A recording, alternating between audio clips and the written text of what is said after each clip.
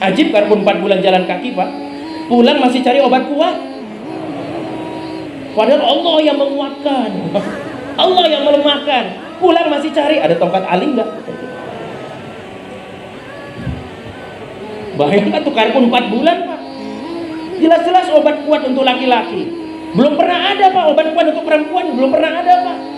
Jadi udah terbukti bahwa laki-laki kalah terus sama perempuan pak. Ada di etalase obat kuat buat perempuan, ada? Adanya siapa? Iya, karena kalah terus memang pak. Ini bapak nggak mau 4 bulan kan karena kalah terus sama istrinya pak.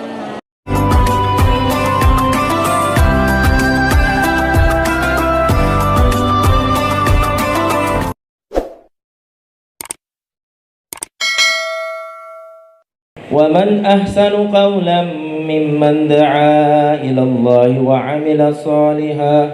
وَعَمِلَ صَالِحًا وَقَالَ إِنَّنِي مِنَ الْمُسْلِمِينَ. وقال تعالى وَالَّذِينَ جَاهَدُوا فِينَا لَنَهْدِيَنَّهُمْ سُبُلَنَا وَإِنَّ اللَّهَ لَمَعَ الْمُحْسِنِينَ. فقال رسول الله صلى الله عليه وسلم جددوا إيمانكم. وكيف نجدد إيماننا يا رسول الله؟ قال أكثر من قول لا إله إلا الله. صدق الله العظيم صدق الله رسول الكريم.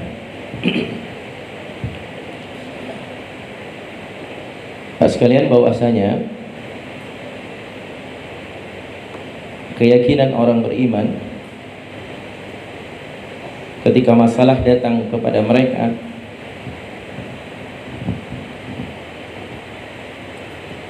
maka mereka akan memperbaiki hubungannya dengan Allah. Ketika masalah datang, dan dunia ini gudang masalah, tidak ada satupun orang yang hidup berjalan di muka bumi ini tanpa masalah. Semuanya punya masalah. Siapa saja punya masalah. Cuman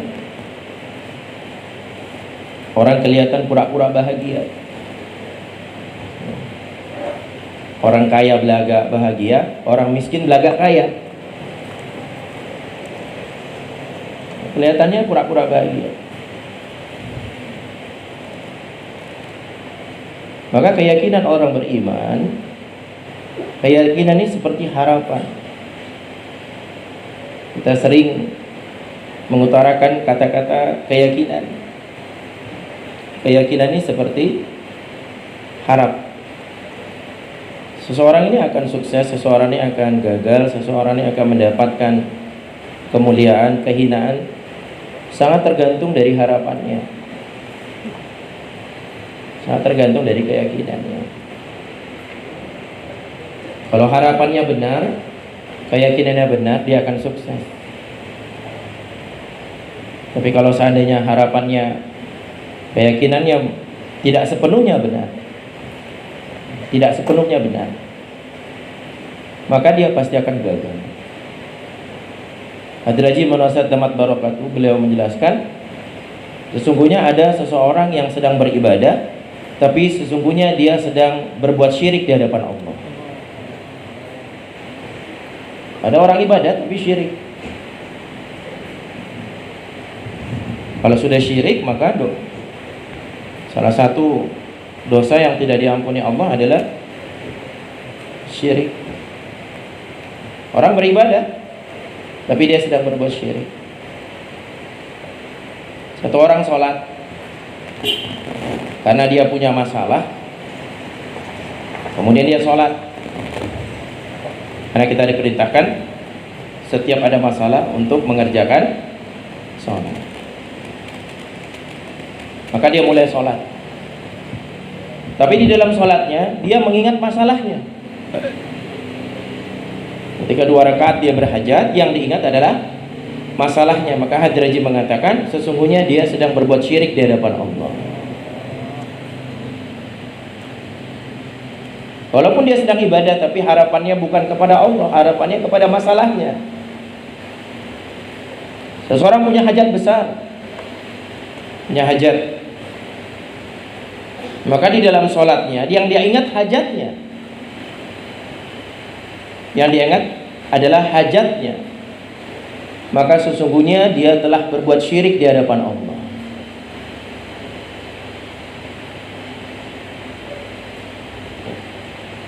Maka suksesan seseorang itu terletak kepada harapannya. Kalau harapannya bulat 100%, cintanya kepada Allah 100%, walaupun dia beramal sedikit saja, tapi ketika harapannya 100%, maka Allah Ta'ala akan menyelesaikan seluruh masalahnya. Mudah sekali Bapak punya istri, atau Bapak mempunyai calon wanita, calon istri mempelai. Di hari pernikahan Bapak katakan kepada dia, saya mencintaimu 99,99%. Maka seorang wanita pasti akan tanya, kemana perginya 0,1%? Dia bilang, saya mencintai wanita lain di sebelah tetangga rumah kita, kata dia. Kira-kira lamaran Bapak diterima? Padahal hanya 0,1%. Bapak mencintai 99,90%. Tapi ada harapan selain harapan hatinya, selain kepada kekasihnya, hanya 0,1% saja, maka kekasihnya tidak akan menerima pernikahannya dia, Pak. Bagaimana dengan Allah Ta'ala, yang kita masih memalingkan hati kita sedikit saja selain kepada Allah?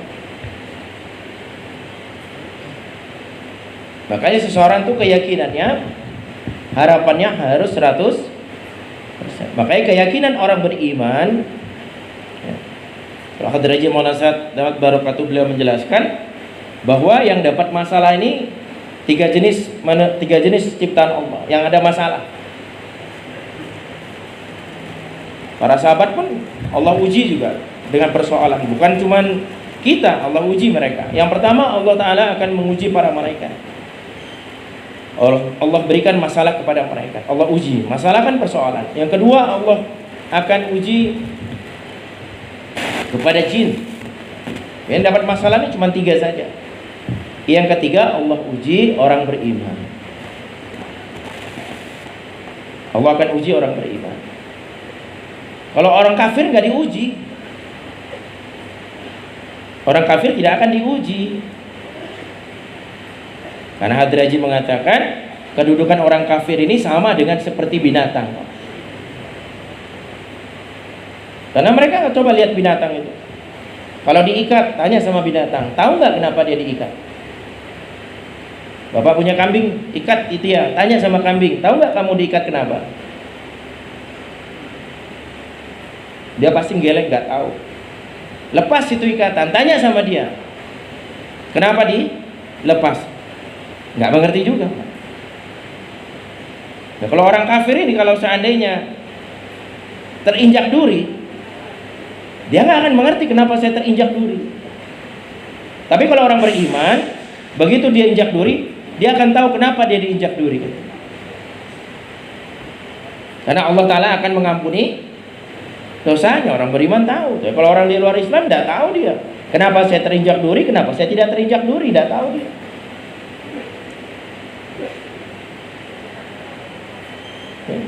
Jadi yang diuji hanya 3. Kalau orang beriman pun diujinya sesuai dengan tingkatannya, sesuai dengan levelnya. Kalau level imannya rendah, ya paling-paling diuji hilang dompetnya saja. Dompetnya saja hilang. Itu kalau sudah hilang dompetnya, satu tenda tahu semuanya rentara. Karena hanya diuji yang mudah-mudah saja. Tapi kalau orang beriman terus punya iman yang tinggi, maka dia akan diuji semakin. Maka kalau orang beriman ada masalah, dia akan menuju kepada Allah, dia akan memperbaiki hubungannya dengan Allah, dia akan menuju kepada amal, dan dia yakin pasti amal tersebut akan menyelesaikan masalahnya. Orang beriman Kalau seandainya ada masalah, maka dia akan memperbaiki hubungan dengan Allah, dan mereka akan beramal, dan dia yakin amal tersebut akan menyelesaikan masalahnya melalui pertolongan Allah. Sedangkan orang kafir, kalau ada masalah, maka orang kafir ini akan menuju kepada asbab. Ketika masalah datang, dia akan menuju kepada asbab, dan dia yakin bahwa asbab itu akan menolong mereka. Sekarang pertanyaannya, kita orang beriman atau orang kafir ini, Pak? Kalau ada masalah kita pergi kemana, Pak? Kalau lapar pergi kemana? Kalau punya hutang pergi kemana?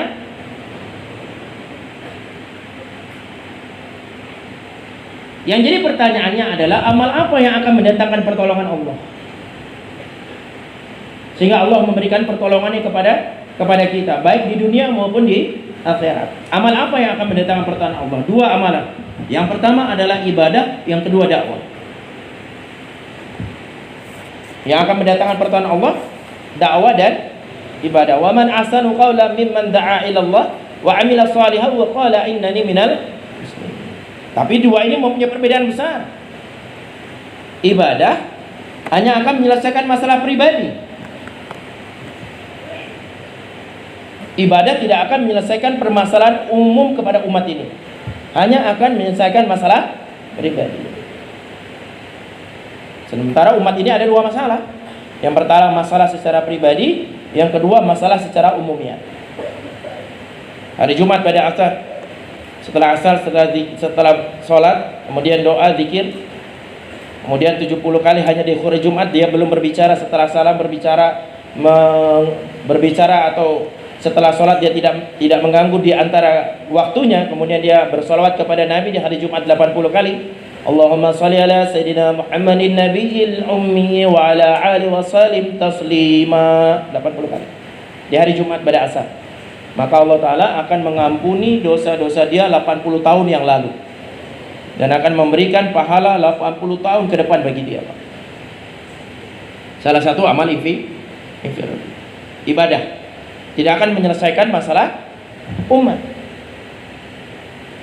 Masalah akan selesai, tapi masalah yang akan selesai hanya urusan infiradi. Padahal umat ini punya banyak masalah. Selain masalah infiradi, juga masalah secara istimaiyah. Maka untuk menyelesaikan masalah kepada umat ini adalah tidak ada jalan lain kecuali hanya dengan dakwah. Tanamkan ini di kepala kita. In tansurullaha yansurkum. Hajar Haji menjelaskan kum di sini adalah kalian. Semua Allah Ta'ala akan selesaikan. Tapi maaf ini, yang namanya dakwah, yang namanya membantu agama Allah, in tansurullah yansurkum, ya, membangun masjid bukan membantu agama Allah. Memuliakan anak yatim bukan membantu agama Allah. Membangun rumah sakit Islam bukan membantu agama Allah. Ada yang terkena bencana satu daerah, kemudian kita datang kepada dia, dan kita wajib untuk datang menolong orang dalam keadaan susah. Itu bukan membantu agama Allah, itu adalah membantu orang Islam. Sedangkan maksud membantu agama Allah adalah sebagaimana yang dilakukan oleh Nabi dan para sahabat. Satu kisah, ketika Nabi ingin dakwah ke satu tempat, diutus 3 orang baru diutus. Pergi ke satu tempat, ke Raja Kisra. 3 orang baru. Maka Nabi tulis surat untuk dakwah ke Kisra. Tapi dibentuk dulu jemaah. Bentuk jemaah baru surat dititipkan. Bukan pakai grup, bukan. Hari ini orang dakwah pakai mesin-mesin, Pak. Kadang musyawarahnya di mesin. Jemaah mau dikirim kemana? Ada usul, ada di halakoa. Innalillahi wa inna ilaihi raji'un. Usul siapa amirnya? Innalillahi. Kalau untuk urusan dunia hadirin, maka kita lihat yang paling update, yang terkini urusan dunia. Kalau kita sedang urusan dunia, maka lihat yang terkini. Tapi kalau urusan agama, lihat yang terdahulu. Kalau untuk agama harus lihat yang terdahulu. Tapi kalau urusan dunia, kita lihat yang terkini. Ya, urusan agama harus lihat yang terdahulu. Bagaimana dulu para nabi dakwah terdahulu, bagaimana para sahabat sholat yang terdahulu, bagaimana zikirnya para sahabat yang terdahulu, bagaimana baca Quran yang terdahulu, bagaimana ikhlas yang terdahulu. Harus yang paling dulu. Wasabiqunal awwaluna minal muhajirin wal ansar walladzina tabauhum bi ihsan. Orang-orang terdahulu, Pak. Jangan lihat yang terkini, jangan. Maka dibikin jemaah dulu, baru dititip surat, berangkat. Sampai ke depan Raja Kisra, tiba-tiba Kisra langsung merobek-robek suratnya. Suratnya dirobek, surat Nabi dirobek. Maka mereka pulang ke Ghazali kepada Rasulullah, "Ya Rasulullah, sesungguhnya suratmu telah dirobek-robek oleh Raja Kisra." Maka Nabi mengatakan kepada 3 orang sahabat baru tadi, mengatakan, sesungguhnya Kisrah bukan merobek suratku, sesungguhnya dia telah merobek-robek kerajaannya. Coba lihat, Allah tolong, Pak. Maka kemudian Kisrah menulis kepada Bajan, rajanya di Yaman. Bajan, tangkap itu Muhammad. Bajan mengutus 2 orang. Begitu diutus, Masjid Nabawi, lihat Nabi Muhammad, gemeter, Pak. Gemeter. Lihat wibawa Nabi, gemeter. Lihat wibawa Nabi, gemeter. Kenapa? Karena umat ini ada wibawa, ada di 2 perkara. Yang pertama dalam dakwah, yang kedua dalam sunnah. Wibawa umat ini ada dalam sunnah. Ini sangat disayangkan hari ini istri-istri kita nih kita nggak punya wibawa depan mereka, Pak. Karena kalau sudah pulang langsung buka sorban, buka jubah yang kelihatan PB, Pak. Perut buncit. Nggak ada wibawanya depan istri kita, Pak. Kenapa? Sunnah mulai ditinggalkan. Karena wibawa umat ini ada di dalam dakwah dan sunnah. Ketika sunnah ditegakkan, semua orang akan melihat wibawa umat ini dalam dakwah dan sunnah. Pulang di ikram, nggak langsung di ikram dulu, besok baru datang. Makanya kalau ada tamu di ikram, jangan ditanya dulu ada apa, mau ngapain gitu. Mau makan nggak, lapar nggak, ini ciri-ciri orang bakhil namanya, Pak. Udah makan belum? Kalau ada tamu datang ditanya udah makan belum, ini ciri-ciri orang bakhil, Pak. Kalau ada tamu datang, suguhin aja makanan. Nggak usah ditanya udah makan belum gitu. Dia berharap supaya jawabannya belum, Pak. Alhamdulillah. Seru. Makanan yang sudah disuguhkan tamu, maka kalau dia tidak makan, maka dimakan oleh ahli keluarga tersebut, maka makanan ini tidak akan dihisab di yaumul qiyamah, Pak. Bersedia, Pak, kalau cuma datang? Keluarkan semua makanan? Cuma jalan kaki keluarkan kambing, ayam? Masya Allah. Besok paginya baru datang. Ada apa, kata dia? Kata Nabi, ada apa kamu salah di ikram? Baru ditanya. Bukan ditanya dulu baru di ikram. Kalau kita hari ini terbalik, ada perlu apa? Oh, ada proyek, Pak, baru di ikram, kata dia. Ikram dulu. Setelah puas baru ditanya ada keperluannya apa. Gitu. Jangan ditanya dulu. Dan saya diutus Bajan, katanya, untuk menangkap kamu, katanya. Kata Nabi, beritahukan kepada Bajan bahwa tuanku telah membunuh tuanmu tadi malam. Paham, Pak? Paham nggak? Yang paham 4 bulan, yang nggak paham 4 bulan, Pak. Insya Allah.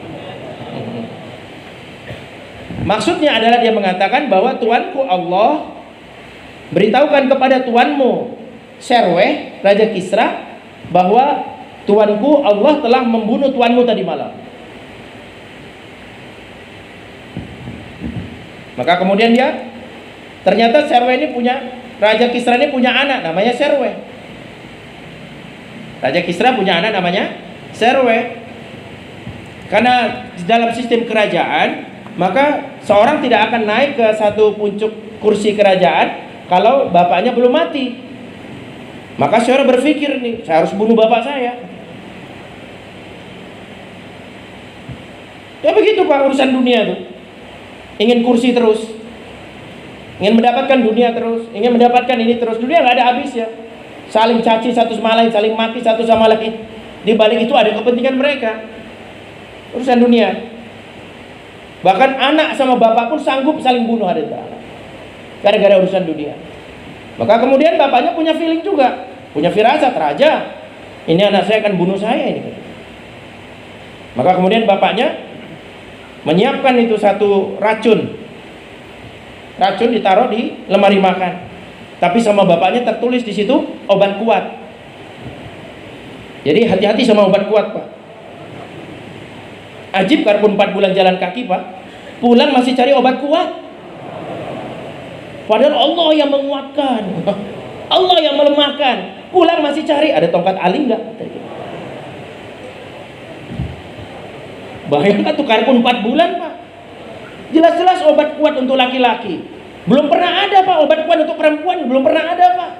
Jadi udah terbukti bahwa laki-laki kalah terus sama perempuan, Pak. Udah. Ada di etalase obat kuat buat perempuan ada. Adanya siapa? Iya, karena kalah terus memang, Pak. Ini bapak nggak mau 4 bulan kan karena kalah terus sama istrinya, Pak. Baru mau geser koper. Ngapain geser-geser koper? Enggak, Bu, ini cuma mau rapiin aja, kata dia gitu.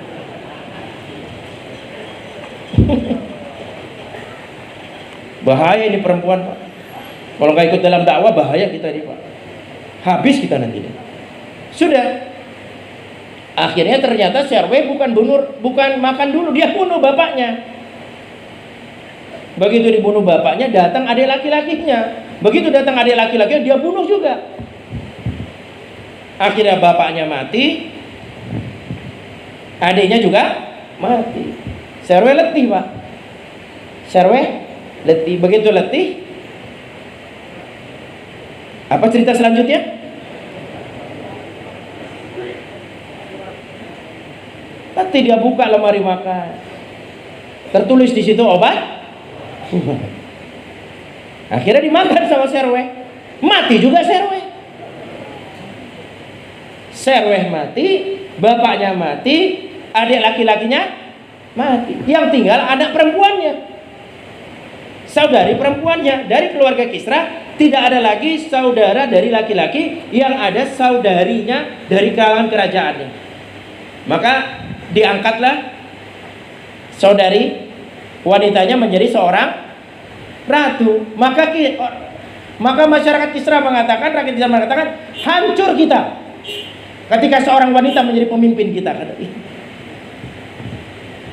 Hancur tuh, Pak, Kisra dengan cara Allah, gara-gara seorang wanita menjadi seorang pemimpin. Kita juga kalau di rumah kita, Pak, pemimpin kita wanita, Pak, mati kita, Pak.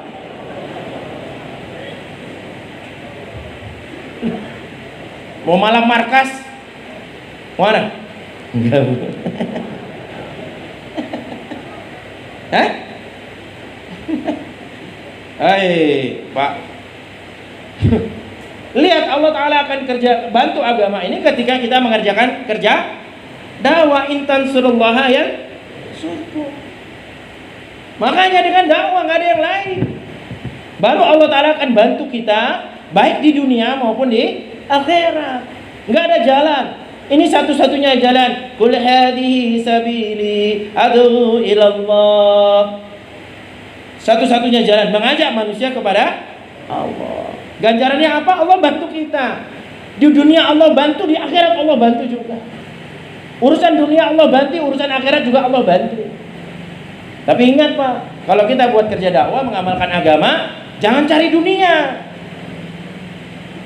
Orang yang cari dunia dalam dakwah seperti orang menikah yang diinginkan rice cooker. Paham nggak? Nggak paham. Ada tetangganya nikah. Begitu nikah dia lihat tuh, hadiahnya banyak ya. Ada kulkas, ada rice cooker, ada setrikaan, ada mesin cuci. Udah, kalau gitu besok saya mau nikah, mudah-mudahan saya dapat rice cooker, kata gitu. Udah, begitu dia mau nikah, nikahlah dia sama calon yang dia pilih istrinya. Besok harinya sibuk dia cari rice cooker. Abang kenapa, Bang? Enggak, alhamdulillah nih asbab pernikahan kita dapat rice cooker, kata dia gitu. Kira-kira kalau suami kayak gini di hari kedua menikah dengan istrinya, kemudian dia tahu bahwa dia nikahkan ini hanya untuk mencari rice cooker, kira-kira apa yang didapat oleh orang tersebut, Pak? Dikemplang itu sama istrinya. Begitu juga kita kerja atas agama, bukan untuk mencari rice cooker, Pak. Bukan mencari dunia, kita mencari siapa? Allah. Kalaupun dunia datang udah gak terkesan, kalaupun gak datang juga gak apa-apa. Saya ini udah tiap tahun 4 bulan, kok masih rumah kontrak aja. Kita mau kerja dakwah, mencari agama, mengamalkan agama, bukan untuk mencari dunia, bukan mau cari rice cooker. Kita mau cari ridho Allah. Maka rentala untuk itulah kita buat kerja dakwah. Tidak cukup dengan ikhlas, tapi dengan amal yang baik. Tidak cukup dengan amal yang baik, tapi perlu juga keikhlasan. 2 faktor ikhlas dan amal yang benar, barulah Allah akan terima. Maka adalah untuk itulah kita ambil azab, agar Allah bantu kita. Allah bantu kita di dunia maupun di akhirat. Dengan apa? Dengan dakwah dan ibadah. Tidak bisa ibadah saja dan tidak bisa dakwah saja. Harus dakwah dan ibadah, baru Allah Ta'ala akan tolong kita. Bersedia semua insya Allah, Pak? Untuk keluar 4 bulan tiap tahun. Siapa yang niat 4 bulan tiap tahun? Yang tadi niat 40 hari jadi 4 bulan, sekarang siapa angkat tangan? Niat insya Allah, Pak, ya? Yang 4 bulan jadi karkun biasa-biasa aja, nggak usah jos. Nggak usah 8 bulan. Gimana makominya? Seluruh alam. Subhanallah. Makhluk apa nih makominya seluruh alam, Pak? Saya ini lagi keluar 4 bulan ke Mekah dan Madinah, tapi niat saya seluruh alam. Makominya di mana? Makominya ada di Tangerang Selatan. Gitu. Baru kalau seandainya kita buat ini, keluar kita, kemudian ada intikoli kita, 2 perkara ini, dua-duanya dakwah. Bukan cuma intikoli saja dakwah. Jangan kecilkan kata-kata jihad. Berjalan ke masjid, jihad. Mencari nafkah, jihad. Ikram kepada orang tua, jihad.